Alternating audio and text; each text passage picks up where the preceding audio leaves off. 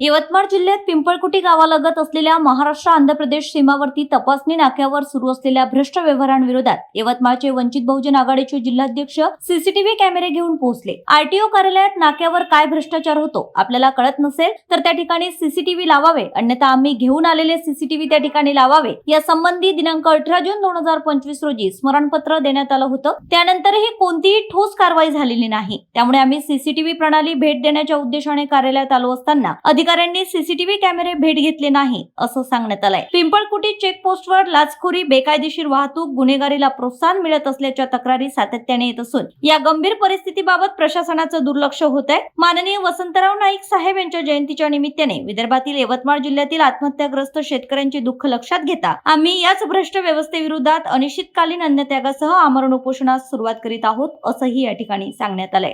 पिंपळकुटी नावाची चेकपोस्ट आहे जे प्रगती आरटीओच्या माध्यमातून चालत आहे। त्या चेकपोस्टवर वाहनधारकांकडून हजारो रुपये लुटण्यात येते।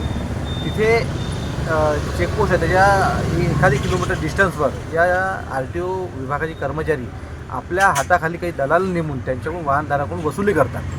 त्याच्यामुळं तिथे सीसीटीव्ही लावावा अशी आमची मागणी आहे। सध्याच्या स्थितीत महाराष्ट्र शासनावर 8,11,00,000 कोटी रुपये कर्ज आहे। त्याच्यामुळं सध्या शासनाची परिस्थिती नाही। त्यामुळं वंचित बहुजन आघाडी स्वखर्चाने 2 लाख रुपयाचे सीसीटीव्ही कॅमेरे या कार्यालयाला भेट देत आहे व तिथले त्या चेकपोस्टवर लावण्यासाठी विनंती करतात। तरीसुद्धा इथलं आरटीओ कार्यालय हे सीसीटीव्ही कॅमेरे जे ते स्वीकार करायला तयार नाही। आमची एवढीच मागणी आहे की तिथे सीसीटीव्ही कॅमेरे लावा। त्यामुळे या चेकपोस्टमुळं यवतमाळ जिल्ह्याचं क्राईम खूप मोठ्या प्रमाणात वाढलेलं आहे। तिथून अवैध दारू आहे, बंदुका आहे, अवैध गुटखा आहे, गोतस्करी आहे, असे सर्व या अवैध धंद्याचं जे माहेरघर जे आहे ते यवतमाळ जिल्ह्यातील पिंपळकुटी चेकपोस्ट झालेलं आहे। त्याच्यावर कारवाई व्हावी एवढीच आमची अपेक्षा आहे। करेल आम्ही तर आमरण उपोषण बसलेलो आहोत ना।